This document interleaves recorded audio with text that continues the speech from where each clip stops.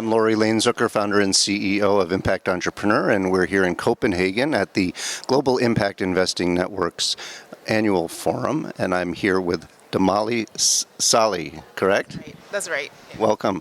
Damali, what organization are you with? I'm with Private Sector Foundation Uganda.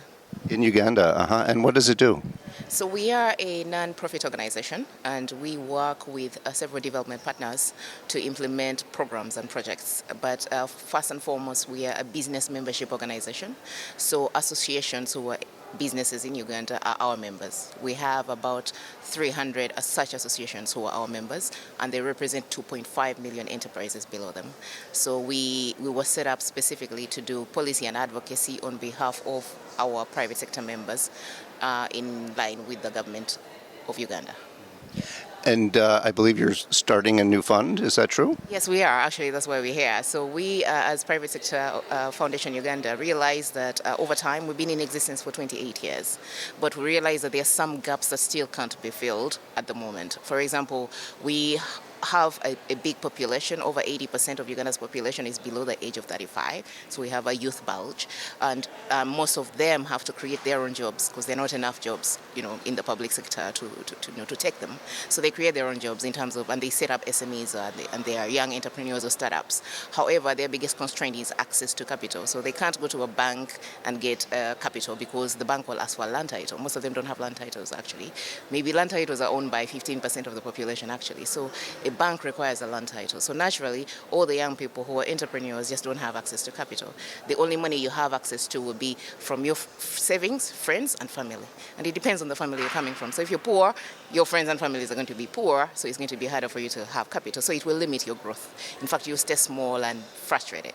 So Private Sector Foundation Uganda, we're trying to come up with an investment vehicle that is a social impact fund, which we are calling the Private Sector Catalytic Fund. It's going to focus on availing capital at a less than market rate interest rates, and it will not require collateral. And it's a fund plus a fund of funds. So it's going to be looking at different value chains. So if you're in construction, the way we structure the capital loan to you will be different than if you're in horticulture because your value chain is much shorter. And that's what we're trying to come up with. And it's really to solve two things. One, access to capital, but then also the unemployment problem in the country because these young people have to create their own jobs, but they don't have the money to even scale. Even if you've studied something and is actually successful and thriving, you can't scale it. So you always stay poor and small. Yes. And here at the GIIN, what kinds of connections are you trying to make? So the greatest connections I'm trying to make right now, because we are in the design phase of this vehicle, and the greatest connections we're trying to make, one, impact investors. Those we are happy to meet them because we're looking for an anchor investor into this vehicle.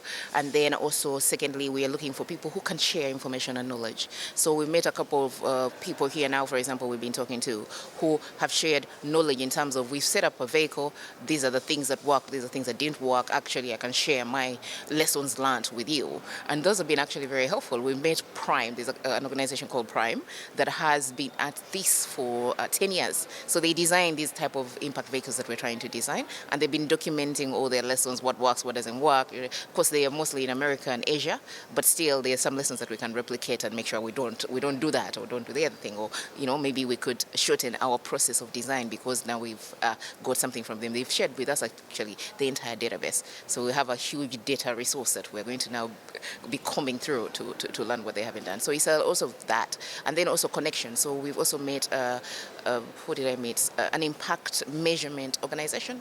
So, and of course, one of the critical things that I've learned here, which I hadn't thought through actually, was that impact measurement, before you even do the work, you need to know what you're going to be measuring and that you're measuring the right things. And I'm like, okay, we don't even know what to measure. Are we going to be measuring the right things? And how do we measure those right things correctly? So also impact measurement organizations, which are here, we've been, I think that was also very, very helpful. Yeah, well, you really just articulated the great value of a meeting like the GIIN and what it can offer to people. For those who wish to learn more, what's the best way to find out about you and reach out to you? So we are on all the social media platforms as a private sector foundation Uganda.